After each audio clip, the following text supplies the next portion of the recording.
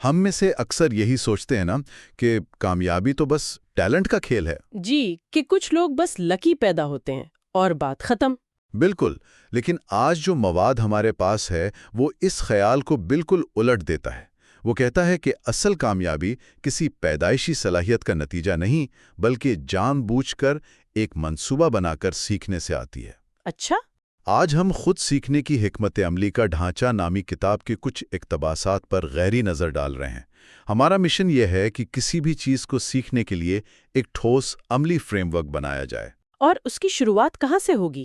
اس کی شروعات ان غلط فہمیوں کو توڑنے سے ہوگی جو اکثر ہمیں پہلا قدم اٹھانے سے بھی روک دیتی ہیں۔ ایک مثال سے شروع کرتے ہیں۔ فرض کریں کسی نے ایک کاروبار شروع کیا، آئیڈیا شاندار تھا، اپنی ساری جمع پونجی لگا دی، دن رات ایک کر دیا۔ لیکن وہ بری طرح ناکام ہو گیا۔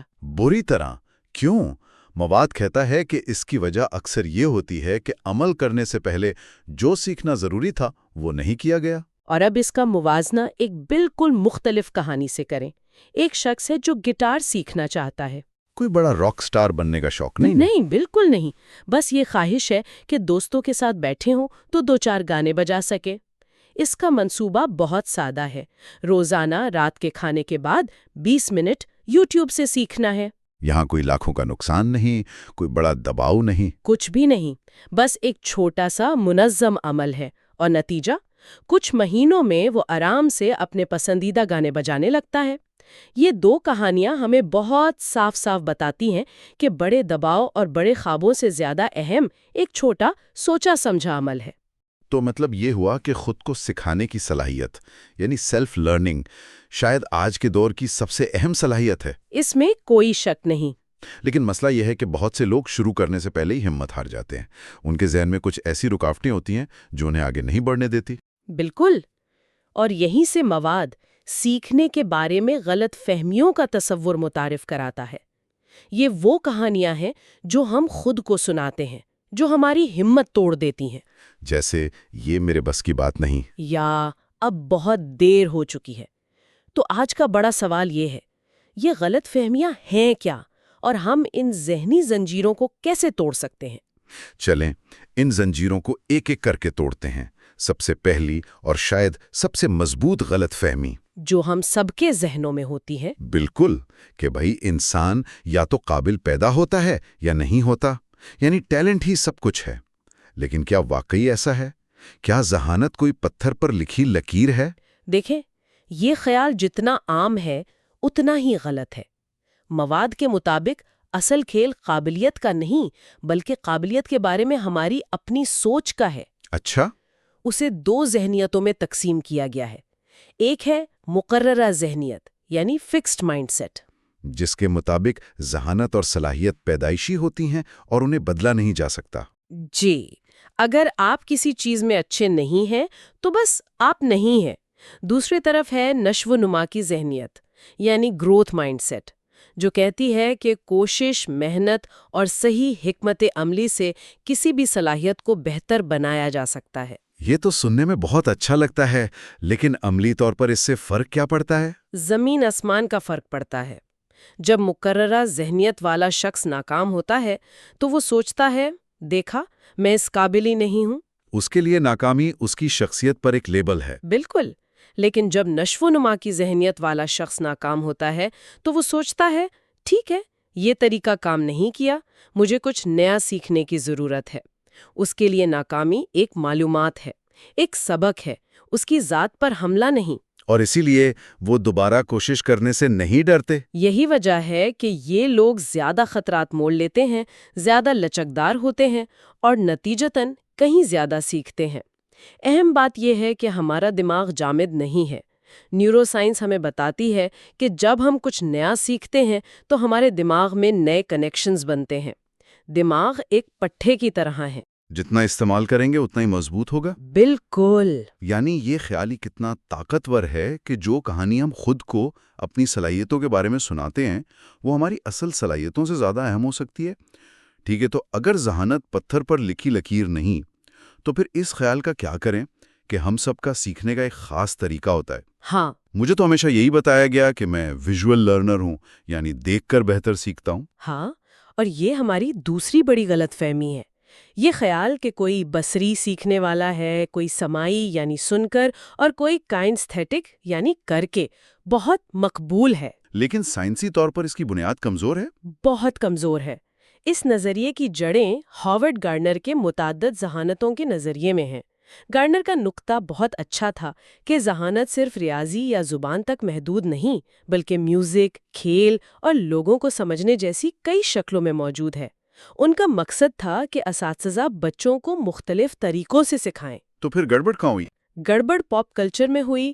لوگوں نے اس نظریے کو بہت سادہ بنا دیا اور یہ مطلب نکالا کہ ہر شخص کی ایک قسم ہوتی ہے اور اسے صرف اسی طریقے سے سکھایا جانا چاہیے۔ اچھا۔ لیکن جب اس پر تحقیق کی گئی تو نتائج حیران کن تھے۔ جب لوگوں کو ان کے پسندیدہ انداز میں سکھایا گیا تو ان کی کارکردگی میں کوئی بہتری نہیں آئی۔ کوئی بہتری نہیں؟ جی نہیں۔ اصل بات یہ نہیں کہ آپ کس قسم کے سیکھنے والے ہیں، بلکہ یہ ہے کہ جو چیز سیکھی جا رہی ہے اس کی نوعیت کیا ہے۔ اسے ذرا مثال سے سمجھائیں۔ بالکل۔ آپ فٹ بال کو کتاب پڑھ کر یا لیکچر سن کر نہیں سیکھ سکتے، آپ کو میدان میں اتر کر اسے کھیلنا ہی پڑے گا۔ صحیح۔ اسی طرح شاعری کو سمجھنے کے لیے اسے سننا اور پڑھنا ضروری ہے۔ بہترین طریقہ وہ ہے جو مواد کے لیے موزوں ہو، نہ کہ آپ کی خود ساختہ قسم کے لیے۔ یہ بایاں دماغ دایاں دماغ والی بات کی طرح ہی ہے۔ جو ایک دلچسپ کہانی تو ہے لیکن سائنسی حقیقت نہیں۔ بالکل۔ ہمارا دماغ ایک اکائی کے طور پر کام کرتا ہے۔ بھئی یہ تو بہت حیران کن بات ہے۔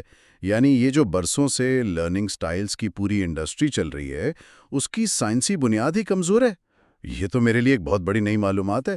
اچھا چلیں تیسری غلط فہمی کی طرف بڑھتے ہیں، جو شاید میرا سب سے بڑا بہانہ بھی ہے۔ اور شاید بہت سے لوگوں کا۔ جب مجھے تحریک ملے گی، جب موڈ بنے گا، تب میں یہ کام شروع کروں گا۔ اور وہ موڈ اکثر کبھی نہیں بنتا۔ کبھی نہیں۔ یہ ایک بہت بڑا جال ہے۔ مواد کہتا ہے کہ تحریک کا انتظار کرنا بے عملی کی طرف لے جاتا ہے۔ سچ تو یہ ہے کہ سیکھنے کا عمل اکثر مشکل، تھکا دینے والا اور بورنگ بھی ہو سکتا ہے۔ اگر ہم صرف اس لمحے کا انتظار کریں گے جب ہم خود کو بہت پرجوش محسوس کریں گے تو ہم شاید کبھی شروع ہی نہ کر پائیں۔ بالکل۔ اصل کلید تحریک نہیں بلکہ خود اعتمادی یعنی کانفیڈنس ہے۔ خود اعتمادی۔ عام طور پر تو لوگ سمجھتے ہیں کہ پہلے تحریک آتی ہے، پھر کام ہوتا ہے اور پھر اعتماد بڑھتا ہے۔ آپ کہہ رہی ہیں کہ یہ الٹا ہے؟ بالکل۔ خود اعتمادی کا مطلب ہے یہ یقین کہ آپ یہ کام کر سکتے ہیں، چاہے وہ کتنا ہی مشکل کیوں نہ ہو۔ یہ یقین کہ اگر آپ راستے میں لڑکھڑائے یا گرے بھی تو آپ دوبارہ اٹھ کر چلنے کی صلاحیت رکھتے ہیں۔ تو جب یہ اعتماد ہوتا ہے تو آپ کو شروع کرنے کے لیے کسی خاص موڈ کی ضرورت نہیں پڑتی۔ آپ بس کام شروع کر دیتے ہیں۔ اس کے برعکس کم خود اعتمادی خوف اور شک پیدا کرتی ہے۔ آپ سوچتے ہیں اگر میں ناکام ہو گیا تو، یا دوسرے لوگ مجھ سے بہت آگے ہیں، اور یہ سوچ آپ کو مفلوج کر دیتی ہے۔ تو تحریک کا انتظار کرنے کے بجائے چھوٹے چھوٹے قدم اٹھا کر خود پر یقین پیدا کرنا زیادہ ضروری ہے۔ عمل سے اعتماد آتا ہے اور اعتماد سے مزید عمل کی تحریک ملتی ہے۔ یہ بہت گہری بات ہے۔ اور آپ چوتھی اور آخری غلط فہمی، جو شاید وقت کی کمی کا رونا رونے والے ہر شخص کے لیے ہے، میرے پاس وقت ہی نہیں ہے۔ ہاں، یہ تو سب سے عام بہانہ ہے۔ خاص طور پر جب ہم میلکم گلیڈویل کے مشہور 10,000 گھنٹے کے اصول کے بارے میں سنتے ہیں تو لگتا ہے کہ کسی چیز میں مہارت حاصل کرنے کے لیے تو ایک پوری زندگی چاہیے۔ یہ 10,000 گھنٹے والا اصول بہت مقبول ہوا، لیکن جیسا کہ مواد میں بتایا گیا ہے، یہ تصویر کا صرف ایک رخ ہے۔ اچھا۔ یہ اصول مشق کے معیار یعنی کوالٹی کو مکمل طور پر نظر انداز کرتا ہے۔ یہ صرف مقدار کی بات کرتا ہے۔ ایک مثال لیتے ہیں۔ آپ 3 گھنٹے اکیلے تیر اندازی کی مشق کرتے ہیں۔ آپ شاید کچھ سیکھ جائیں گے، لیکن اگر آپ وہی 3 گھنٹے ایک ماہر استاد کے ساتھ گزاریں جو آپ کے کھڑے ہونے کا انداز درست کرے، آپ کی ہر غلطی کی نشاندہی کرے اور آپ کو ذہنی طور پر بھی تیار کرے، تو کیا ان 3 گھنٹوں کا نتیجہ ایک جیسا ہوگا؟ ہرگز نہیں۔ استاد کے ساتھ گزارے گئے 3 گھنٹے شاید اکیلے گزارے گئے 30 گھنٹوں سے بھی زیادہ قیمتی ہوں۔ بالکل یہی نقطہ ہے۔ یہاں مصنف ڈینیل گولمین کے دانشتہ مشق یعنی ڈیلیبریٹ پریکٹس کے تصور کو متعارف کرواتے ہیں۔ اس کا کیا مطلب ہے؟ اس کا مطلب ہے پوری توجہ کے ساتھ، ایک خاص مقصد کے تحت اور ماہرانہ رائے یعنی فیڈ بیک کے ساتھ کی جانے والی مشق۔ مقصد صرف گھنٹے پورا کرنا نہیں بلکہ ہوشیاری سے کام کرنا ہے۔ معیار مقدار سے کہیں زیادہ اہم ہے۔ بالکل۔ آپ 10,000 گھنٹے غلط طریقے سے گٹار بجاتے رہے، آپ ماہر نہیں بنیں گے، آپ صرف اپنی غلطیوں کو پکا کریں گے۔ ٹھیک ہے، تو اب جب کہ ہم نے ان ذہنی رکاوٹوں اور غلط فہمیوں کو دور کر دیا ہے کہ ٹیلنٹ سب کچھ نہیں، سیکھنے کا کوئی ایک انداز نہیں، تحریک کا انتظار نہیں کرنا اور صرف گھنٹے گننا بیکار ہے، تو اب اصل منصوبے کی بات کرتے ہیں۔ جی۔ مواد اسے 2 سطحوں پر تقسیم کرتا ہے: میکرو یعنی بڑی تصویر اور مائکرو یعنی روزمرہ کے اقدام۔ بالکل۔ میکرو پلان کو سمجھنے کے لیے کتاب میں ڈارلین نامی ایک ویب ڈیولپر کی بہت دلچسپ کہانی ہے۔ یہ کوئی چیک لسٹ نہیں بلکہ ایک سفر ہے۔ ڈارلین اپنے کام میں اچھی ہے، لیکن اسے محسوس ہوتا ہے کہ وہ ایک جگہ پھنس گئی ہے۔ وہ اکثر ایسے کوڈ پر کام کرتی ہے جو اس نے نہیں لکھا، خاص طور پر جاوا کا کوڈ۔ اور اسے سمجھنے میں اسے بہت مشکل ہوتی ہے۔ اسے لگتا ہے کہ وہ صرف سطحی کام کر رہی ہے۔ یہ تو بہت سے لوگوں کا مسئلہ ہے۔ تو وہ پہلا قدم کیا اٹھاتی ہے؟ پہلا قدم ہے فیصلہ کریں کہ کیا سیکھنا ہے، اور یہ سننے میں جتنا آسان لگتا ہے اتنا ہے نہیں۔ ڈارلن ہفتوں تک سوچتی ہے، کیا اسے پروجیکٹ مینجمنٹ سیکھنی چاہیے یا کوئی نئی ڈیزائننگ کی تکنیک؟ آخرکار وہ اپنی دلچسپی اور کام کی ضرورت کو دیکھتے ہوئے فیصلہ کرتی ہے کہ اسے اپنی کوڈنگ کی بنیاد کو ہی مضبوط کرنا ہے۔ جی، اور دوسرا قدم جو اسی سے جڑا ہے وہ ہے علم کے خلا کو پہچاننا، اور یہ اکثر سب سے مشکل ہوتا ہے۔ اس کے لیے خود سے ایمانداری برتنی پڑتی ہے۔ اسے یہ ماننا پڑا کہ وہ جاوا سے ڈرتی ہے اور یہی اس کی کمزوری ہے۔ بالکل۔ ٹھیک ہے، اس نے اپنی منزل اور اپنے موجودہ مقام کا تعین کر لیا۔ اب آگے کیا؟ اب آتا ہے تیسرا مرحلہ، صحیح وسائل تلاش کرنا۔ کیا اسے کوئی کتاب پڑھنی چاہیے، یونیورسٹی کا کورس لینا چاہیے یا کسی ٹیوٹر سے سیکھنا چاہیے؟ اپنے مصروف شیڈول کی وجہ سے وہ ایک آن لائن کورس کا انتخاب کرتی ہے جسے وہ اپنی رفتار سے مکمل کر سکے۔ جی۔ اس کے بعد چوتھا مرحلہ جو بہت اہم ہے، ایک خاکہ بنائیں، یعنی ان لوگوں سے سیکھیں جو یہ سفر پہلے طے کر چکے ہیں۔ ڈارلین ہمت کر کے اپنے سپروائزر سے بات کرتی ہے، اور وہ اسے بتاتا ہے کہ صرف کورس کافی نہیں بلکہ کچھ خاص سرٹیفیکیشنز بھی ضروری ہیں۔ اور وہ اسے کچھ اہم پروجیکٹس کی طرف بھی اشارہ کرتا ہے۔ یہ گفتگو اس کا پورا نقطہ نظر بدل دیتی ہے۔ لیکن اہداف مقرر کرنا تو سب سے مشکل کاموں میں سے ایک ہے۔ ہم سب نئے سال پر بڑے بڑے اہداف بناتے ہیں اور فروری تک بھول جاتے ہیں۔ صحیح۔ ڈارلین نے ایسا کیا خاص کیا کہ اس کے اہداف صرف کاغذ پر نہ رہ جائیں؟ آپ نے بالکل صحیح کہا، اور یہ ہمیں 5ویں مرحلے پر لاتا ہے، قابل پیمائش اہداف مقرر کریں۔ ڈارلین نے صرف یہ نہیں کہا کہ میں جاوا سیکھوں گی، یہ ایک خواہش ہے، ہدف نہیں۔ اس نے کیا کیا؟ اس نے اپنے آن لائن کورس کے ہر یونٹ کو ہفتوں میں تقسیم کیا۔ اس نے ہر کوئز کی تاریخ مقرر کی۔ اس نے ان اہداف کو اپنے فون کے کیلنڈر میں ڈالا اور دفتر کی دیوار پر ایک چارٹ بھی لگا دیا۔ اس نے اپنے مقصد کو چھوٹے قابل حصول ٹکڑوں میں توڑ دیا۔ جی، اور انہیں نظروں کے سامنے رکھا۔ اور آخری میکرو مرحلہ؟ چھٹا اور آخری مرحلہ ہے جائزہ لیں اور ایڈجسٹ کریں۔ کوئی بھی منصوبہ کامل نہیں ہوتا۔ صحیح۔ ڈارلین کو کورس کے دوران احساس ہوتا ہے کہ کچھ تصورات صرف ویڈیوز دیکھ کر سمجھ نہیں آ رہے، اسے مزید مدد کی ضرورت ہے، تو وہ اپنے منصوبے کو ایڈجسٹ کرتی ہے۔ وہ اپنے سپروائزر سے ہفتے میں ایک بار 15 منٹ مانگتی ہے تاکہ اپنے سوالات پوچھ سکے۔ بالکل، یہ لچک بہت ضروری ہے۔ تو یہ میکرو پلان اس بات کو یقینی بناتا ہے کہ آپ کی سیڑھی صحیح دیوار پر لگی ہوئی ہے۔ یہ تو بڑی تصویر ہو گئی، لیکن اس سیڑھی پر روزانہ قدم بقدم چڑھنا کیسے ہے؟ یہ ہمیں مائکرو پلان کی طرف لے جاتا ہے۔ جی، مواد میں اس کے 4 ستونوں کا ذکر ہے۔ یہ وہ تکنیکیں ہیں جو روزمرہ کی بنیاد پر سیکھنے کو مؤثر بناتی ہیں۔ ہاں، اور یہ وہ جگہ ہے جہاں اصل جادو ہوتا ہے۔ پہلی تکنیک ہے اپنے الفاظ میں بیان کرنا۔ یعنی صرف پڑھنا یا رٹنا کافی نہیں؟ بالکل نہیں۔ جب آپ کوئی نئی چیز پڑھتے یا سنتے ہیں تو اسے روکیں اور خود سے پوچھیں، اگر مجھے یہ کسی اور کو سمجھانا ہو تو میں کیسے سمجھاؤں گا؟ یہ عمل آپ کے دماغ کو معلومات پر صحیح معنوں میں غور کرنے پر مجبور کرتا ہے۔ اور اسے یادداشت کا پکا حصہ بنا دیتا ہے۔ جی۔ دوسری تکنیک خود کو جانچنا ہے۔ ٹیسٹ۔ اسکول کی یاد آ جاتی ہے، کوئی بھی ٹیسٹ دینا پسند نہیں کرتا۔ لیکن یہاں ٹیسٹ کا مطلب امتحان میں فیل یا پاس ہونا نہیں۔ دوسری تکنیک خود کو جانچنا، سیلف ٹیسٹنگ، دراصل یادداشت کے لیے ایک ورزش ہے۔ اچھا، جب آپ کتاب بند کر کے خود سے سوال پوچھتے ہیں اور معلومات کو یاد کرنے کی کوشش کرتے ہیں تو آپ اس معلومات تک پہنچنے والے دماغی راستے کو مضبوط کرتے ہیں۔ یہ بار بار ایک ہی صفحے کو پڑھنے سے کہیں زیادہ مؤثر ہے۔ اور یہ آپ کو یہ بھی بتاتا ہے کہ آپ کو اصل میں کیا آتا ہے اور کیا نہیں۔ بالکل۔ تیسرا ستون کیا ہے؟ تیسرا ستون ہے پہلے سے موجود علم سے جوڑنا۔ ہمارا دماغ الگ تھلگ معلومات کو یاد رکھنے میں بہت کمزور ہے۔ تو جب آپ کوئی نئی چیز سیکھیں تو اسے کسی ایسی چیز سے جوڑنے کی کوشش کریں جو آپ پہلے سے جانتے ہیں۔ جی۔ مثالیں بنائیں، تشبیہات کا استعمال کریں۔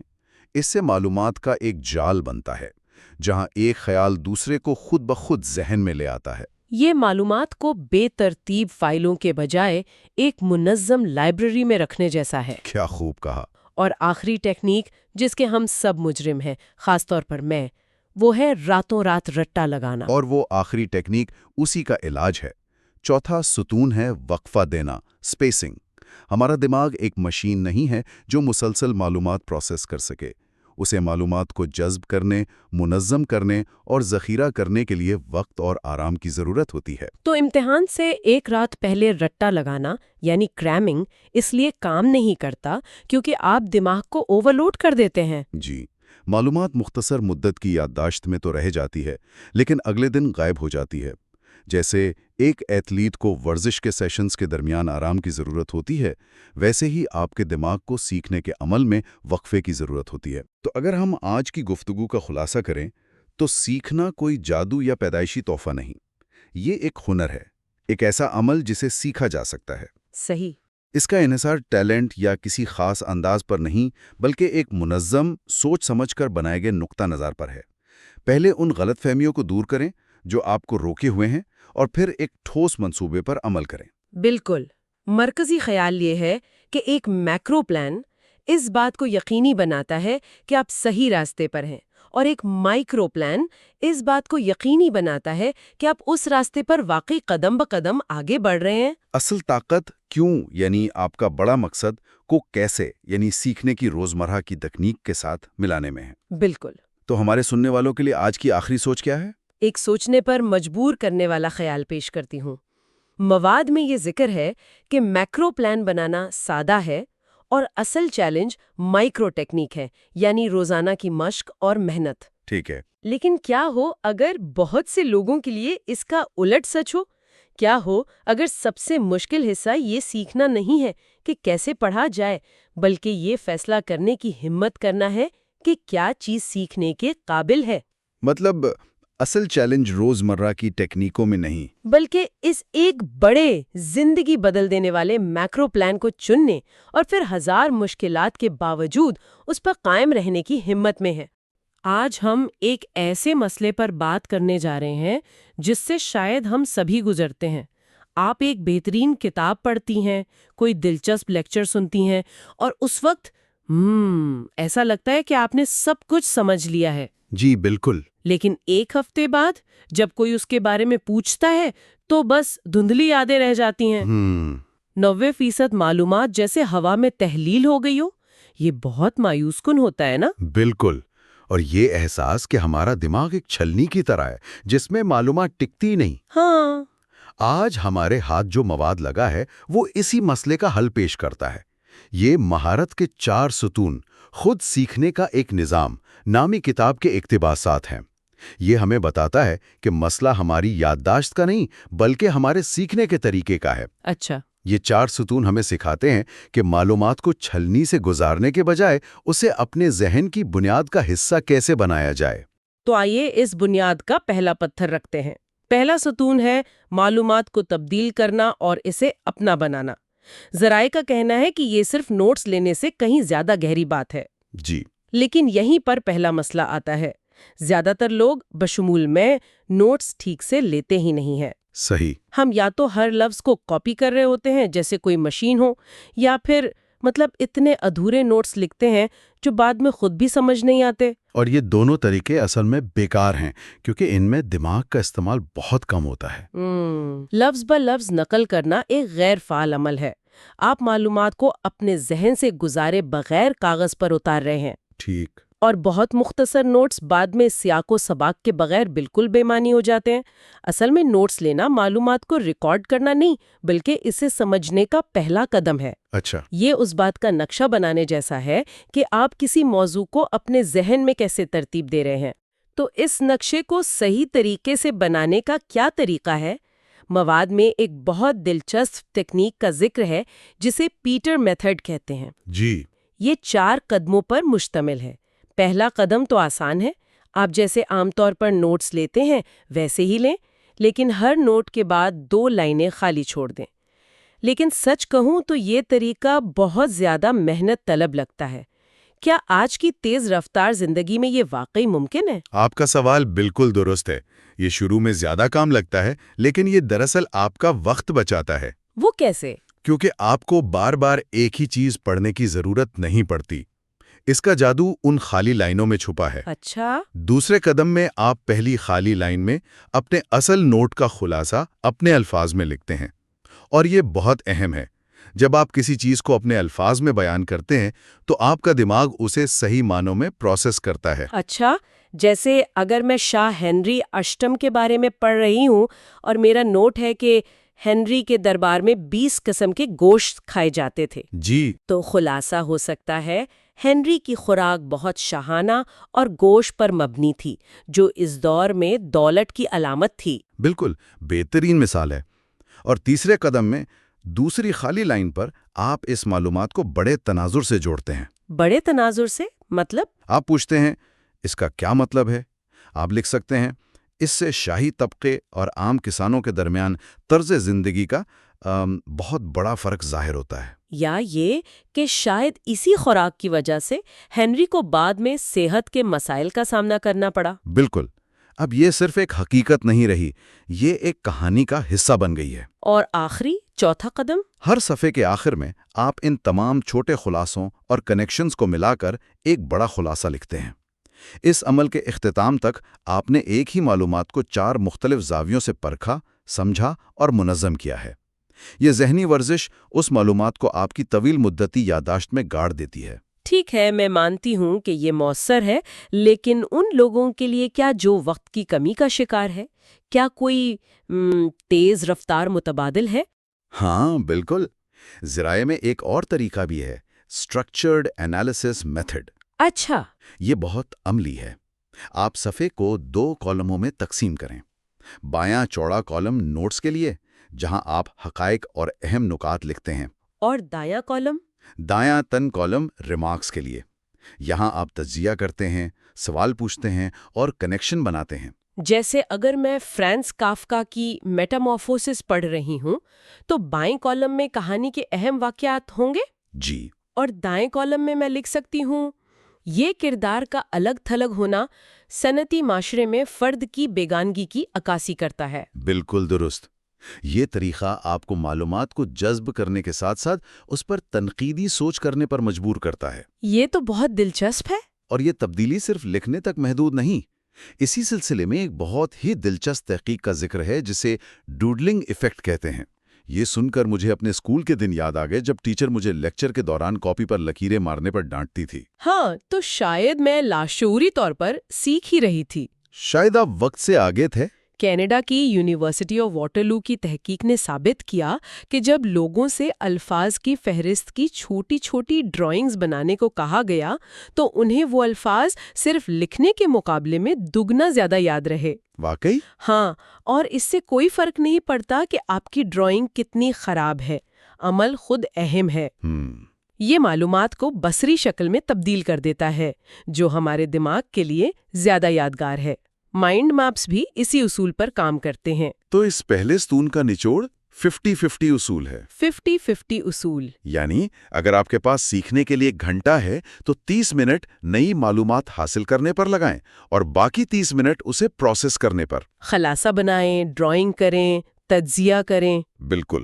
دراصل کسی چیز کو آسان الفاظ میں سمجھانے کی کوشش کرنا صرف مہارت کی نشانی نہیں بلکہ یہ خود سیکھنے کا ایک طاقتور ذریعہ ہے۔ اچھا، جب آپ کسی پیچیدہ خیال کو آسان بناتے ہیں تو آپ اپنے دماغ کو مجبور کرتے ہیں کہ وہ اس کے بنیادی ڈھانچے کو سمجھے۔ یہ عمل خود آپ کی سمجھ کو کئی گنا بڑھا دیتا ہے۔ تو ہم نے معلومات کو اپنے الفاظ میں ڈھال لیا، اس کا نقشہ بنا لیا، لیکن یہ نئی معلومات اب بھی میرے ذہن میں ایک الگ جزیرے کی طرح ہے۔ میں اسے اپنے پرانے علم کے براعظم سے کیسے جوڑوں تاکہ یہ ہمیشہ کے لیے یاد رہ جائے؟ آپ نے بہترین سوال پوچھا، اور یہی ہمیں دوسرے ستون کی طرف لے جاتا ہے۔ ٹھیک ہے۔ دوسرا ستون، نئی معلومات کو جانی پہچانی چیزوں سے جوڑنا۔ ہمارا دماغ نئی چیزوں کو شننے میں نہیں سمجھتا ہے، وہ ہمیشہ اسے کسی پرانی جانی پہچانی چیز سے جوڑنے کی کوشش کرتا ہے۔ اچھا۔ اس عمل کو تیز کرنے کا بہترین طریقہ ہے انالوجی تھنکنگ، یعنی تشبیہاتی سوچ۔ جیسے جب کوئی نیا کاروبار شروع ہوتا ہے تو لوگ کہتے ہیں یہ کتابوں کی دکانوں کے لیے اوبر ہے، جی، یا یہ فلموں کے لیے نیٹ فلکس ہے۔ بالکل۔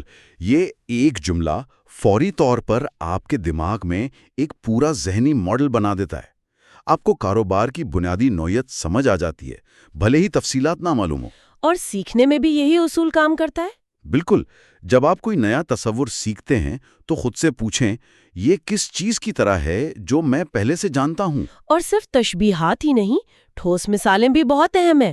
مجھے یاد ہے جب میں معاشیات میں سپلائی اور ڈیمانڈ کا قانون سمجھنے کی کوشش کر رہی تھی تو یہ بہت تجریدی لگ رہا تھا، لیکن پھر کسی نے مثال دی کہ عید کے دنوں میں گاؤں جانے والی بسوں کے ٹکٹ کیسے مہنگے ہو جاتے ہیں۔ وہ مثال آج تک مجھے یاد ہے۔ یہ ایک بہترین مثال ہے، لیکن درائے کہتے ہیں کہ اس سے بھی ایک قدم آگے جانا ہے۔ وہ کیا؟ دوسروں کی مثالوں کو سمجھنے کے بجائے اپنی مثالیں خود بنائیں۔ اچھا۔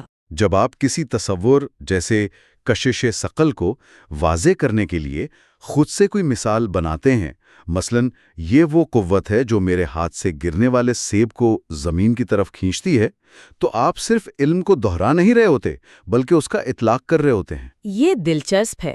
تو اگر میں ہمت جیسے تجریدی تصور کو سمجھنا چاہتی ہوں تو میں اس کی تعریف یاد کرنے کے بجائے یہ سوچوں کہ ہمت وہ ہے جب میرا دوست سٹیج پر جانے سے ڈر رہا تھا لیکن پھر بھی اس نے جا کر تقریر کی۔ بالکل۔ یہ عمل فوری طور پر واضح کر دیتا ہے کہ آپ کی سمجھ میں کہاں خلا ہیں۔ اگر آپ کسی چیز کی ٹھوس مثال نہیں بنا سکتے تو اس کا مطلب ہے کہ آپ اسے صحیح معنوں میں سمجھے ہی نہیں ہیں۔ تو اپنی مثالیں بنانا دراصل خود کو جانچنے کا ایک طریقہ ہے۔ جی، جو ہمیں ہمارے تیسرے ستون کی طرف لے جاتا ہے۔ ٹھیک ہے، تیسرا ستون، اور یہ وہ ہے جو روایتی سیکھنے کے تصور کو الٹ دیتا ہے۔ کیسے؟ یہ معلومات کو دماغ میں ڈالنے کے بارے میں نہیں بلکہ اسے باہر نکالنے کے بارے میں ہے۔ اسے کہتے ہیں ریٹریول پریکٹس۔ کہانی یاد دلا دیتے ہیں۔ مجھے مسکراتے ہوئے۔ میں سمجھ سکتا ہوں، لیکن اسے امتحان کے طور پر نہ سوچیں۔ تو پھر کیا سمجھوں؟ اسے دماغی جم کی ایک ورزش سمجھیں۔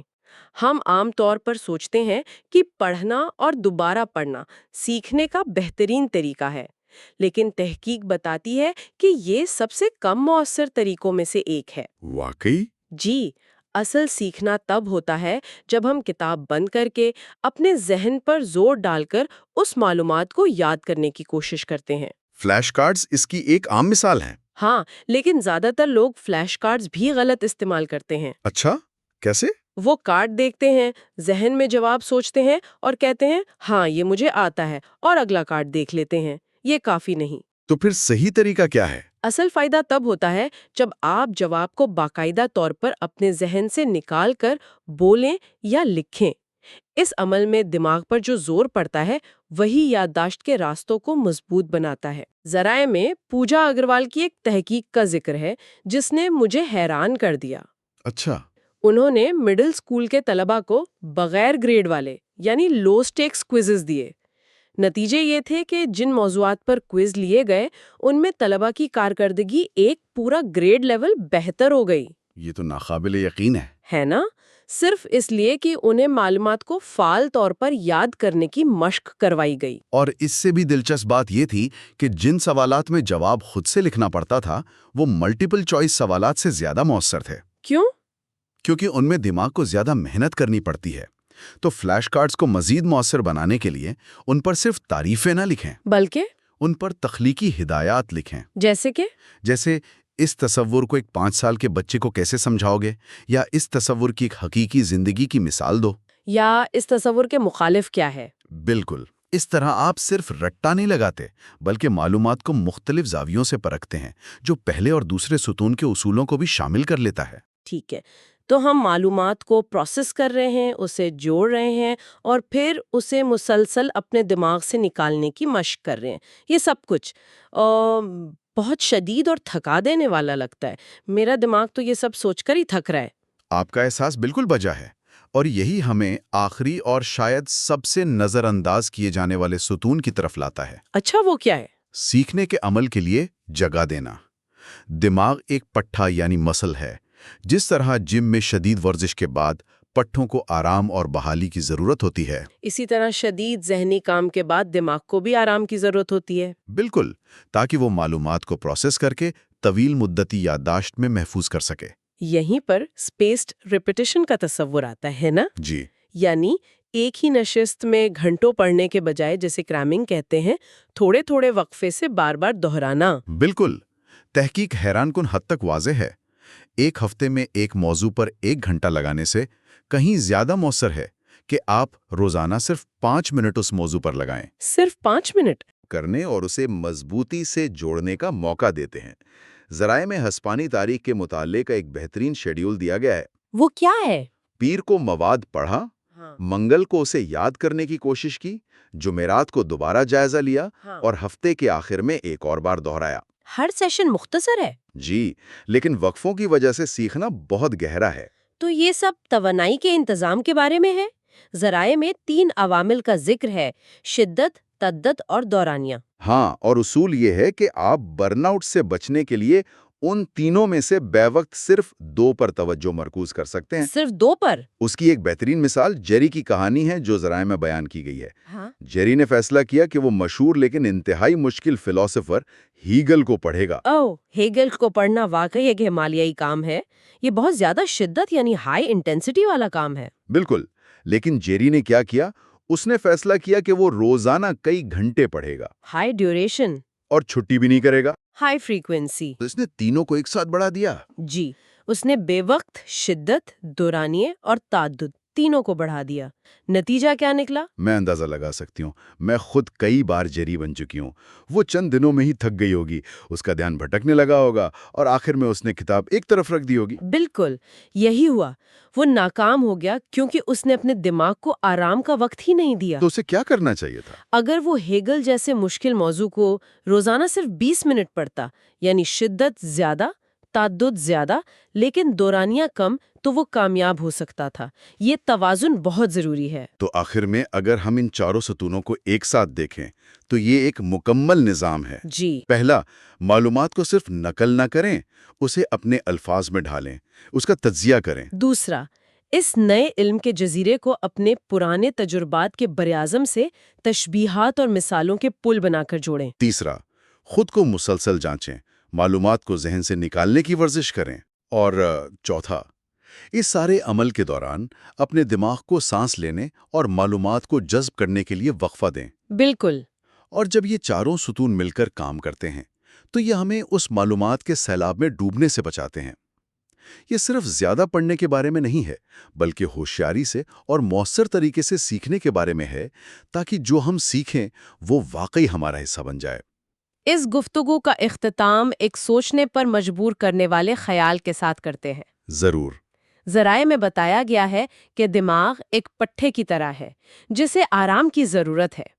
اگر ہم اپنے سیکھنے والے پٹھے کو صرف طاقت کے لحاظ سے نہیں بلکہ لچک کے لحاظ سے بھی سوچیں تو دلچسپ نکتہ ہے. ان 4 ستونوں میں سے کون سا ستون ہمارے ایسے پٹھے کو کھینچتا ہے جسے ہم شاذ و نادر ہی استعمال کرتے ہیں، اور اگر ہم اسے 1 مہینے تک مستقل طور پر تربیت دیں تو کیا ہوگا؟ آج ہم بات کریں گے سیکھنے کے عمل کی، اور صرف سیکھنے کی نہیں بلکہ مؤثر طریقے سے اور تیزی سے سیکھنے کی. جی. ہم سب نے یہ تجربہ کیا ہے کہ کسی کتاب یا رپورٹ پر گھنٹوں بیٹھے رہتے ہیں اور آخر میں احساس ہوتا ہے کہ کچھ بھی ذہن میں نہیں رہا. بالکل. تو سوال یہ ہے کہ آخر وہ کون سے طریقے ہیں جن سے کم وقت میں زیادہ علم حاصل کیا جا سکتا ہے؟ آج ہمارے پاس جو مواد ہے وہ اسی مسئلے کا حل پیش کرتا ہے. آپ نے بالکل صحیح نقطہ اٹھایا ہے، اور دیکھیں یہ صرف ایک احساس نہیں ہے، اس کے پیچھے ٹھوس سائنس ہے کہ ہماری ذہنی توانائی وقت سے زیادہ قیمتی ہے. اچھا. مسئلہ یہ نہیں کہ ہمارے پاس وقت کم ہے، مسئلہ یہ ہے کہ ہم اپنی توجہ اور توانائی کو صحیح طریقے سے استعمال نہیں کرتے۔ آج کی گفتگو اسی خیال پر مبنی ہے کہ سیکھنا کوئی پیسو عمل نہیں ہے، بلکہ ایک فعال کھیل ہے۔ ایک ایکٹیو گیم۔ جی، جس کے کچھ اصول ہیں، کچھ حکمت عملیاں ہیں۔ اگر ہم انہیں سمجھ لیں تو ہم اپنے دماغ کی صلاحیت کو کئی گنا بڑھا سکتے ہیں۔ چلیں اس کو ایک ٹھوس مثال سے شروع کرتے ہیں۔ ہمارے ذرائع میں کلیرس نامی ایک خاتون کی کہانی ہے۔ اسے دفتر میں ایک نیا کام سونپا گیا تھا۔ کام بظاہر آسان تھا، کچھ ڈیٹا ایک جگہ سے دوسری جگہ منتقل کرنا، لیکن جیسے ہی وہ شروع کرتی اس کا فون بجنے لگتا، ای میل کی نوٹیفیکیشن آتی۔ جی، وہی عام رکاوٹیں۔ بالکل۔ یا کوئی ساتھی بات کرنے آ جاتا، وہ 10 منٹ بھی مسلسل کام نہ کر پاتی۔ آخرکار گھنٹوں کی جدوجہد کے بعد اسے ہار ماننی پڑی اور دوسروں سے مدد لینی پڑی۔ یہ کہانی ہم میں سے بہت سوں کی ہے۔ بالکل، اور یہ کلیرس کی کوئی ذاتی کمزوری نہیں ہے، یہ انسانی دماغ کی بنیادی ساخت ہے۔ یعنی ہم بنے ہی ایسے ہیں؟ دراصل ہاں، ارتقائی طور پر ہمارا دماغ ایک شکاری یا شکار کی طرح کام کرتا ہے، لمبے عرصے تک ایک نقطے پر توجہ مرکوز رکھنے کے لیے نہیں، بلکہ ارد گرد کے ماحول میں ہونے والی ہر چھوٹی سے چھوٹی تبدیلی، ہر خطرے یا موقع کو۔ جی، اسے فوراً بھانپنے کے لیے بنا ہے۔ جنگل میں جو جانور ایک ہی چیز پر گھنٹوں دھیان دیتا تھا، وہ کسی دوسرے جانور کا شکار بن جاتا تھا۔ ہمارا یہ ڈسٹریکشن الرٹ سسٹم آج بھی کام کر رہا ہے، بس جنگل کی جگہ اب ہمارا دفتر اور سوشل میڈیا فیڈ ہے۔ یہاں پر بات واقعی دلچسپ ہو جاتی ہے۔ میں نے ہمیشہ سنا تھا کہ انسان کی توجہ کا دورانیہ صرف 10 سے 15 منٹ ہوتا ہے۔ اس پر پرانی تحقیقات بھی ہیں جو کہتی ہیں کہ لیکچر کے دوران طلباء 15 منٹ بعد دھیان دینا چھوڑ دیتے تھے۔ کیا یہ سچ ہے؟ یہ آدھا سچ ہے۔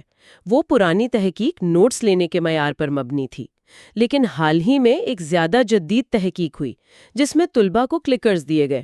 کلکرز؟ جی، ایک چھوٹا سا ڈیوائس، اور کہا گیا کہ جیسے ہی آپ کا دھیان بھٹکے بٹن دبا دیں۔ نتائج حیران کن تھے۔ اچھا، کیا پتا چلا؟ پتا چلا کہ توجہ کا دورانیہ ختم نہیں ہوتا، بلکہ اس میں مختصر وقفے آتے ہیں جنہیں مائکرو لیپسز کہتے ہیں۔ Micro lapses? تو اس کا مطلب ہے کہ ہمارا دماغ مسلسل جی، ایک طرح سے آن اور آف ہو رہا ہے۔ لیکن اس تحقیق کا سب سے اہم نتیجہ یہ تھا کہ یہ وقفے کب کم ہوتے ہیں۔ صحیح۔ جب طلباء لیکچر کو صرف سن رہے تھے تو یہ وقفے بہت زیادہ تھے، لیکن جیسے ہی استاد نے کوئی عملی کام شروع کیا، جیسے کوئی ڈیمونسٹریشن، کوئی سوال و جواب کا سیشن یا کوئی گروپ ایکٹیویٹی، بالکل، تو ان وقفوں کی تعداد ڈرامائی طور پر کم ہو گئی۔ اس سے یہ ثابت ہوا کہ فعال شرکت یعنی ایکٹیو انگیجمنٹ توجہ کو قائم رکھنے کی کنجی ہے۔ مسئلہ توجہ کے دورانیے کا نہیں، بلکہ سیکھنے کے طریقے کا ہے۔ تو اگر کلیرس یہ جانتی ہوتی تو وہ اپنے کام کو شاید ایک فعال سرگرمی میں بدل سکتی تھی، لیکن عملی طور پر اس حیاتیاتی حقیقت سے نمٹنے کا طریقہ کیا ہے؟ یہیں پر شاید پوموڈورو ٹیکنیک آتی ہے۔ جی ہاں، پوموڈورو ٹیکنیک اسی حیاتیاتی چیلنج کا ایک بہت ہی خوبصورت اور سادہ حل ہے۔ اسے 1980 کی دہائی کے آخر میں فرانسسکو سیریلو نے ایجاد کیا تھا۔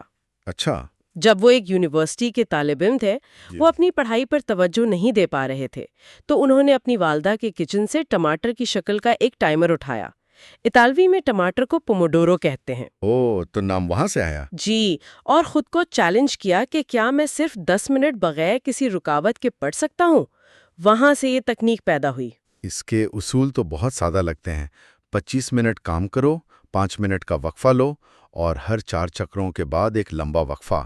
لیکن اس کی اصل طاقت کہاں ہے؟ اس کی اصل طاقت اس کے ایک اصول میں ہے جسے سیریلو ناقابل تقسیم پوموڈورو کہتا ہے۔ ناقابل تقسیم مطلب یہ کہ اگر 25 منٹ کے دوران کوئی بھی چیز آپ کی توجہ ہٹائے، چاہے وہ فون کال ہو، کوئی شخص ہو، یا آپ کا اپنا کوئی خیال، تو وہ پوموڈورو وہیں ختم ہو جاتا ہے۔ آپ کو ٹائمر ریسیٹ کر کے دوبارہ شروع کرنا پڑتا ہے۔ لیکن 1 منٹ، یہ اصول تھوڑا سخت نہیں لگتا؟ اگر کوئی ضروری کال آ جائے یا باس بلا لے تو کیا کریں؟ یہ غیر حقیقی نہیں ہے؟ دیکھیں، یہ سخت لگتا ہے، لیکن اس کا مقصد دماغ کو یہ سکھانا ہے کہ کام کے وقت کی سرحد مقدس ہے۔ جب آپ اسے بار بار توڑتے ہیں، چاہے 1 منٹ کے لیے ہی صحیح، تو دماغ کو سگنل ملتا ہے کہ رکاوٹیں معمول کی بات ہے۔ اچھا، تو یہ ایک قسم کی ذہنی تربیت ہے۔ بالکل، ٹائمر کو دوبارہ شروع کرنا ایک چھوٹی سی سزا کی طرح ہے جو دماغ کو سکھاتی ہے کہ 25 منٹ کے لیے ہر حال میں توجہ برقرار رکھنی ہے۔ اور بیرونی رکاوٹوں کا کیا؟ ان کے لیے بھی ایک طریقہ ہے، اطلاع دیں، بات چیت کریں اور واپس کال کریں۔ آپ نرمی سے کہتے ہیں، میں ابھی ایک ضروری کام کے بیچ میں ہوں، کیا میں 15 منٹ بعد آپ سے بات کر سکتا ہوں؟ زیادہ تر لوگ اس کا احترام کرتے ہیں۔ اور کیا 25 منٹ ہر کام کے لیے مناسب ہیں؟ کچھ کاموں میں تو فلو سٹیٹ یا گہری سوچ میں آنے میں ہی 15-20 منٹ لگ جاتے ہیں۔ کیا پوموڈورو اس بہاؤ کو توڑتا نہیں ہے؟ یہ ایک بہت اہم سوال ہے۔ 25 منٹ ایک شروعاتی نقطہ ہے۔ یہ ان لوگوں کے لیے بہتر ہے جن کا دماغ کلیرس کی طرح بہت زیادہ بھٹکتا ہے۔ ایک بار جب آپ 25 منٹ پر عبور حاصل کر لیں تو آپ اسے اپنی ضرورت کے مطابق تبدیل کر سکتے ہیں۔ جیسے؟ کچھ لوگ 50 منٹ کام اور 10 منٹ وقفے کو ترجیح دیتے ہیں۔ ایک اور جدید طریقہ 90 منٹ کا ہے جو ہمارے قدرتی آلٹریڈین ردم پر مبنی ہے۔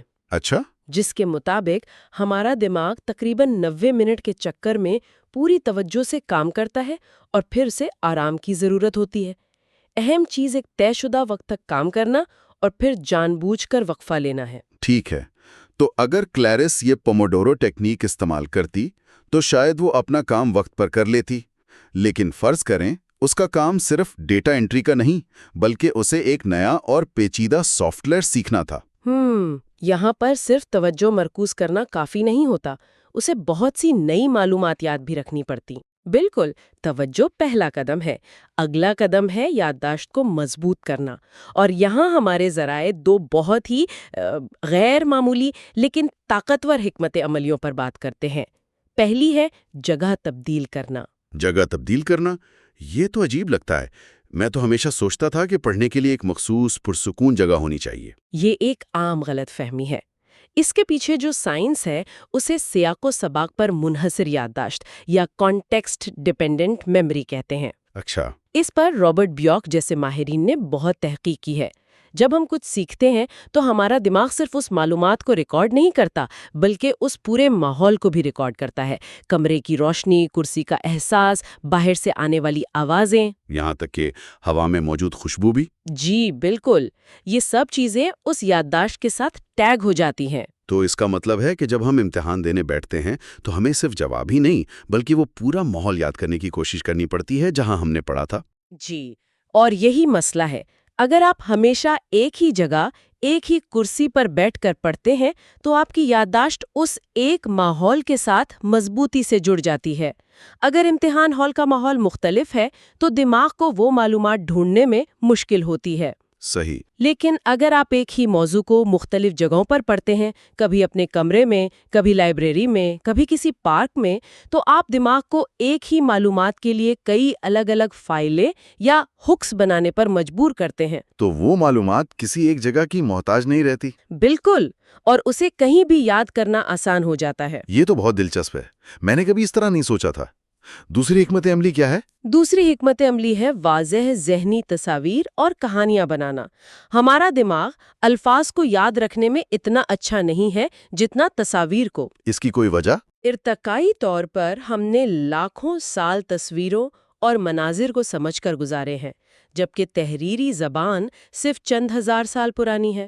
ہمارے دماغ کا تقریباً 1/3 حصہ صرف بصری معلومات پر کارروائی کرنے کے لیے وقف ہے۔ الفاظ تجریدی ہوتے ہیں، تصاویر ٹھوس۔ اس کی کوئی مثال دے سکتے ہیں؟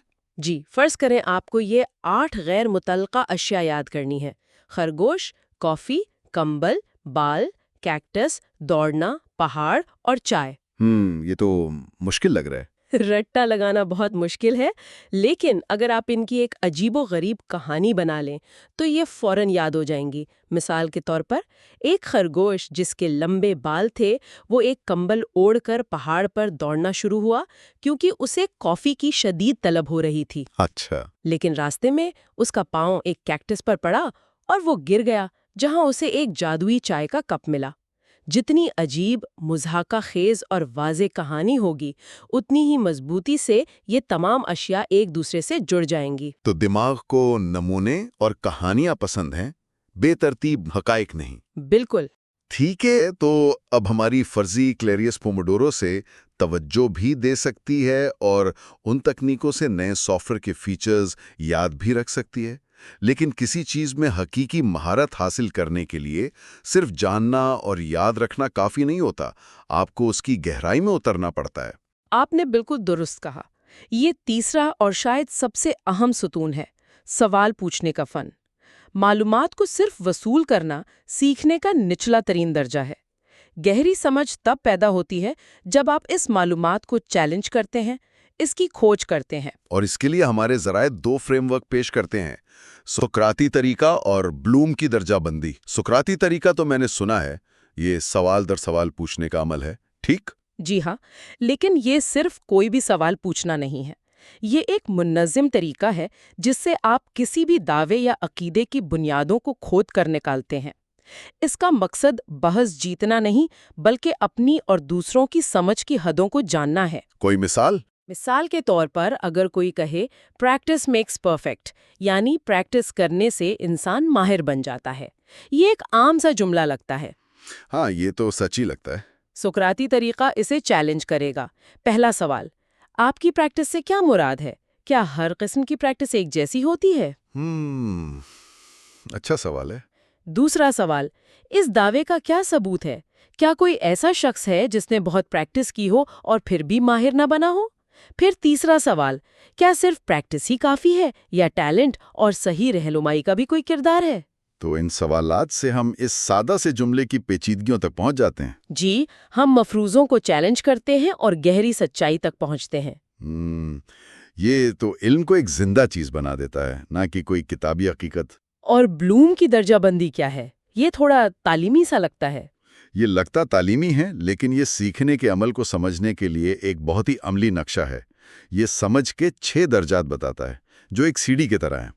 آپ نچلا قدم اٹھائے بغیر اوپر نہیں جا سکتے۔ سب سے نچلا درجہ ہے یاد رکھنا۔ یہ صرف حقائق جاننا ہے، جیسے پاکستان میں فی کس پانی کی دستیابی کتنی ہے۔ ٹھیک ہے۔ دوسرا درجہ ہے سمجھنا۔ یہاں آپ ان حقائق کو اپنے الفاظ میں بیان کر سکتے ہیں کہ پانی کی کمی کیوں ہو رہی ہے۔ تیسرا درجہ ہے لاگو کرنا۔ یہاں آپ اس علم کو استعمال کرتے ہیں، جیسے اپنے گھر میں پانی بچانے کے طریقے اپنانا۔ یہاں تک تو زیادہ تر لوگ پہنچ جاتے ہیں۔ جی، چوتھا درجہ ہے تجزیہ کرنا۔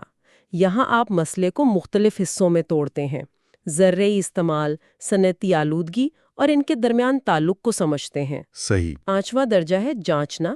یہاں آپ تنقیدی جائزہ لیتے ہیں۔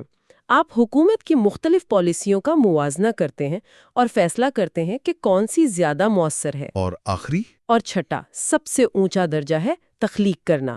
یہاں آپ اپنی تمام سمجھ کی بنیاد پر ایک نیا حل پیش کرتے ہیں، جیسے پانی بچانے کا کوئی نیا منصوبہ یا ٹیکنالوجی۔ واہ، یہ تو بہت واضح ہو گیا۔ زیادہ تر لوگ شاید پہلے 2 یا 3 درجات پر ہی رک جاتے ہیں۔ وہ حقائق کو یاد کرتے ہیں، سمجھتے ہیں اور شاید تھوڑا بہت لاگو بھی کر لیتے ہیں، لیکن کبھی تجزیہ، جانچ اور تخلیق کی سطح تک نہیں پہنچتے۔ بالکل، اور گہری مہارت اسی وقت آتی ہے جب آپ سیڑھی کے اوپر والے درجات تک پہنچتے ہیں۔ یہ فریم ورک ہمیں خود سے یہ سوال پوچھنے پر مجبور کرتا ہے کہ میں اس وقت سیکھنے کے کس درجے پر ہوں؟ اور اگلے درجے پر جانے کے لیے مجھے کیا کرنے کی ضرورت ہے؟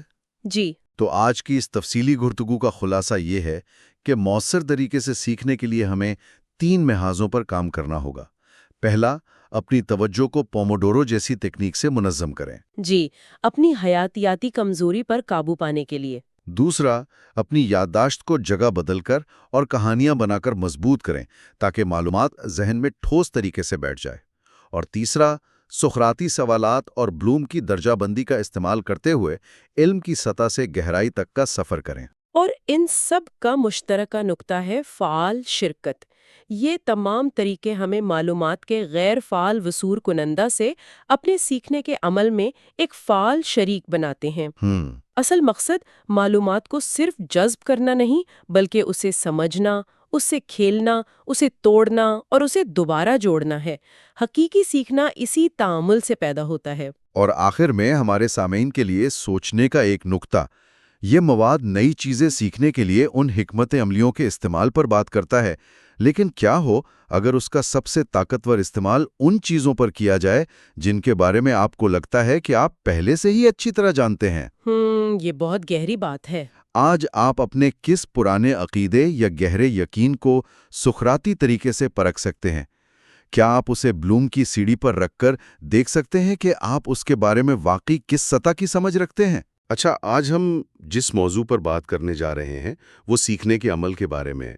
लेकिन हम निसाब या बेहतरीन नोट्स बनाने की तकनीक पर बात नहीं करेंगे, नहीं, बिल्कुल नहीं। बल्कि उस अंदरूनी जंग पर बात करेंगे जो अक्सर हमारे जहनों में चल रही होती है। जी। अक्सर असल चैलेंज कोई मुश्किल मौजू समझना नहीं होता, बल्कि वो खुद शकी, परेशानी और मायूसी के एहसासात होते हैं। जो हमें आगे बढ़ने से रोकते हैं। बिल्कुल। आज की गुफ्तगू दरअसल सीखने की नफ्सियात पर एक गहरी नज़र है। हम खास तौर पर 3 चीज़ों को समझेंगे। पहला तो टालमटोल यानी प्रोक्रास्टिनेशन का वो चक्कर जो हमें जकड़ लेता है। जो बहुत आम है। बहुत आम है।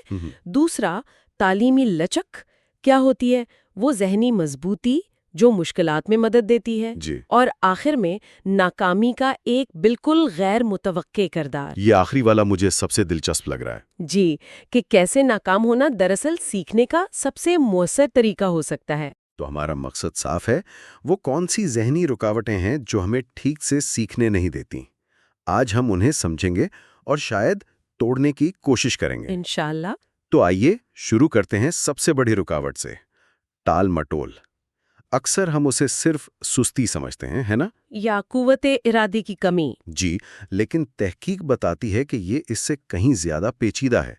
ये एक पूरा चक्कर है, एक नफ्सियाती जाल है। अच्छा। इसे समझने के लिए फर्ज करें कि किसी को एक इम्तिहान की तैयारी करनी है जिसके बारे में वो पहले ही से परेशान है। यहीं से इस चक्कर का पहला मरहला शुरू होता है, गलत मफरूज़े और खुद साख्ता असूल। ये वो कहानियां हैं जो हम खुद को सुनाते हैं। बिल्कुल, ये वो असूल हैं जो हमारे जहन में ऐसी शराइत लगा देते हैं जो पूरी ही नहीं हो सकती। जैसे कि मसलन, मैं तभी पढ़ाई शुरू करूंगी जब मेरा मूड बिल्कुल ठीक होगा और घर में मुकम्मल खामोशी होगी। ये तो कभी भी नहीं होता। कभी नहीं होता। या एक ज्यादा गहरा खौफ। जी, अगर मैंने कोशिश की और फिर भी फेल हो गया तो इसका मतलब होगा कि मैं काबिल ही नहीं हूं। इससे तो बेहतर है कि मैं कोशिश ही ना करूं। ओह, ये तो अमल करने से पहले ही मफलूज कर देने वाली सोच है। बिल्कुल। और जब हम इन उसूलों की वजह से काम शुरू नहीं कर पाते तो हम दूसरे मरहले में दाखिल होते हैं, जो है बढ़ती हुई बेचैनी। यानी वो घुटन कि मुझे पढ़ना चाहिए लेकिन मैं पढ़ नहीं रहा, वो जहनी दबाव। जी, और ये बेचैनी एक खुद को तकवियत देने वाला चक्कर बनाती है। काम ना करने से बेचैनी होती है और बेचैनी इतनी बढ़ जाती है कि काम शुरू करना और भी मुश्किल लगता है। तो इस तकलीफ से बचने के लिए हम क्या करते हैं? हम फौरन तीसरे मरहले की तरफ भागते हैं, जो है बहाने तराशना। यानी खुद को तसल्ली देना, जैसे मैं आज बहुत थका हुआ हूं, कल ताज़ा दम होकर शुरू करूंगा तो ज्यादा अच्छा काम होगा। ये बहाने उस वक्त बहुत मंतिकी लगते हैं क्योंकि इनका मकसद ही नफ्सियाती दर्द को कम करना होता है। लेकिन बहाने काफी नहीं होते, इसलिए हम चौथे और अमली मरहले की तरफ बढ़ते हैं, गुरेज की सरगर्मियां। अच्छा, यानी असल काम के बजाय कुछ और करना। जी, और इसमें वो नतीजा खेज टाल मटोल वाली बात बहुत दिलचस्प है। हाँ, वो मुझे भी बहुत दिलचस्प लगी।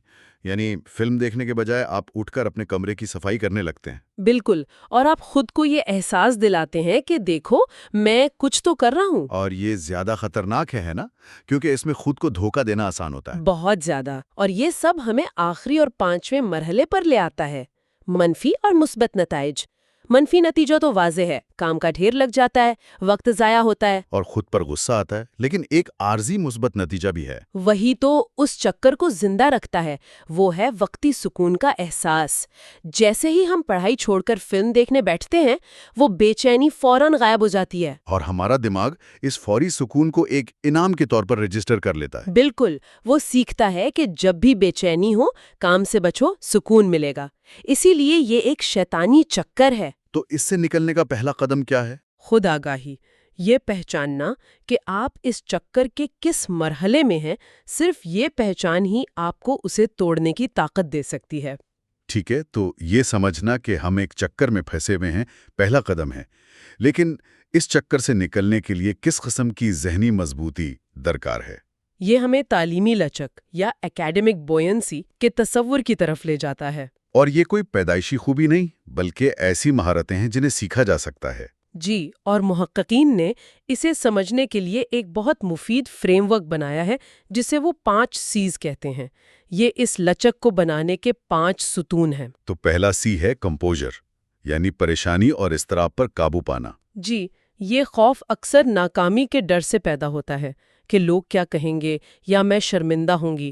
ہم بدترین صورتحال کا تصور کرنے لگتے ہیں جسے نفسیات میں کیٹاسٹروفائزنگ کہتے ہیں۔ رائی کا پہاڑ بنانا۔ بالکل، اس کا حل اپنی سوچ کو منظم کرنا ہے۔ جب بھی ذہن میں کوئی منفی خیال آئے، جیسے میں یہ کبھی نہیں کر پاؤں گا، اس کا مقابلہ ایک حقیقت پسندانہ اور مثبت سوچ سے کریں۔ یہ نہیں کہ یہ بہت آسان ہے، بلکہ یہ کہ یہ مشکل ہے، لیکن اگر میں اسے چھوٹے حصوں میں تقسیم کر دوں تو میں اسے کر سکتا ہوں۔ یہ اپنے اندرونی مکالمے کو بدلنے کی مشق ہے۔ ٹھیک ہے۔ اور دوسرا سی ہے اعتماد، کانفیڈنس، یہ خود پر یقین۔ لیکن اعتماد اور تکبر میں کیا فرق ہے؟ یہ بہت اچھا سوال ہے۔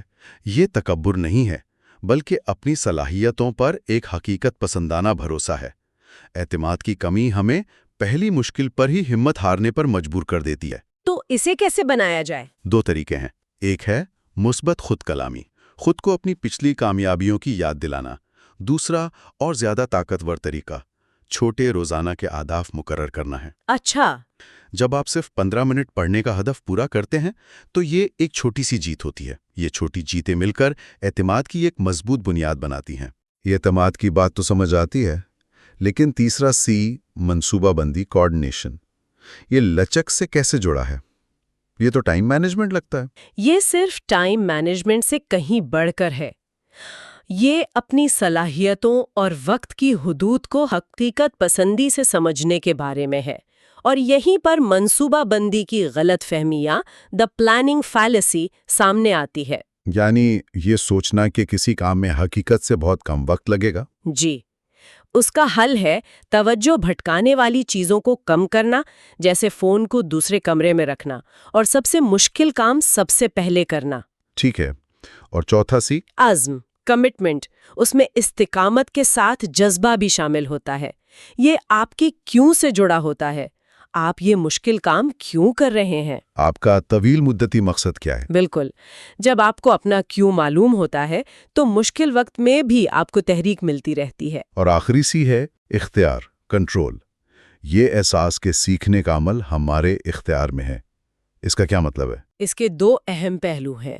پہلا، یہ یقین کہ کامیابی پیدائشی ذہانت سے نہیں بلکہ محنت سے حاصل ہوتی ہے۔ یعنی محنت ذہانت سے زیادہ اہم ہے؟ جی، جب آپ یہ مانتے ہیں تو آپ مشکلات کو اپنی نااہلی کی علامت نہیں سمجھتے۔ دوسرا پہلو ہے اپنے سیکھنے کے منصوبے کی ملکیت کا احساس۔ جب آپ خود اپنے اہداف طے کرتے ہیں تو آپ زیادہ ذمہ داری محسوس کرتے ہیں۔ تو یہ 5 سیز مل کر وہ ذہنی ڈھال بناتے ہیں جو آپ کو سیکھنے کے سفر میں آنے والے اتار چڑھاؤ سے بچاتی ہیں۔ بالکل، یہ مشکلات سے بچنا نہیں بلکہ ان سے سنبھلنے کی صلاحیت ہے۔ ناکامی سے سنبھلنے کی بات آئی ہے تو ذرائع میں ایک بہت ہی غیر متوقع تصور سامنے آیا، یہ کہ ناکامی دراصل سیکھنے کا ایک بہت نتیجہ خیز حصہ ہو سکتی ہے۔ محقق مانو کپور نے اسے نتیجہ خیز ناکامی کا نام دیا ہے۔ جی، اور یہ روایتی تعلیم کے تصورات کو چیلنج کرتا ہے۔ کپور نے ایک دلچسپ تجربہ کیا۔ انہوں نے طلبہ کے 2 گروہ بنائے۔ ایک گروہ کو ریاضی کے مسائل حل کرنے کے لیے اساتذہ کی مکمل مدد اور فارمولے پہلے ہی بتا دیے۔ تو انہوں نے تو آسانی سے حل کر لیے ہوں گے۔ جی، قدرتی طور پر اس گروہ نے تمام مسائل کامیابی سے حل کر لیے۔ اور دوسرے گروہ کو؟ دوسرے گروہ کو وہی مسائل دیے گئے، لیکن انہیں کوئی مدد یا فارمولا نہیں دیا گیا۔ انہیں کہا گیا کہ وہ مل کر ان مسائل کو حل کرنے کی کوشش کریں۔ تو وہ تو ناکام ہو گئے ہوں گے۔ ٹیکنیکلی طور پر جی، وہ گروہ مسائل کا صحیح جواب نکالنے میں ناکام رہا، لیکن اس ناکامی کے دوران انہوں نے جدوجہد کی، مختلف حل آزمائے، ایک دوسرے سے بحث کی۔ اور اس عمل میں مسئلے کو زیادہ گہرائی سے سمجھا ہوگا۔ بالکل، انہوں نے مسئلے کی ساخت کی بہت گہری سمجھ حاصل کر لی۔ اور نتیجہ کیا نکلا؟ یہ سب سے اہم ہے۔ نتیجہ حیران کن تھا۔ جب بعد میں دونوں گروہوں کا ایک نئے مسئلے پر امتحان لیا گیا تو جس گروہ نے جد و جہد کی تھی اور جو ناکام ہوا تھا، اس نے بہتر کارکردگی دکھائی۔ کہیں بہتر کارکردگی دکھائی۔ کپور نے اسے ناکامی کی پوشیدہ افادیت کا نام دیا۔ وجہ یہ ہے کہ جب ہم جد و جہد کرتے ہیں تو ہمارا دماغ محض جواب یاد نہیں کرتا، بلکہ وہ مسئلے کی گہرائی میں جا کر معلومات کو پروسیس کرنے پر مجبور ہوتا ہے۔ یہ جد و جہد ہی اصل سیکھنا ہے۔ تو کیا اس کا مطلب یہ ہے کہ ہمیں بس طلباء کو مشکل سوال دے کر چھوڑ دینا چاہیے؟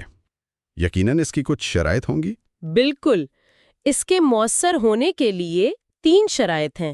پہلی، مسائل چیلنجنگ تو ہوں لیکن اتنے مشکل نہ ہوں کہ مایوسی پیدا کر دیں۔ دوسری، سیکھنے والوں کو اپنے عمل اور سوچ کی وضاحت کرنے کا موقع ملے۔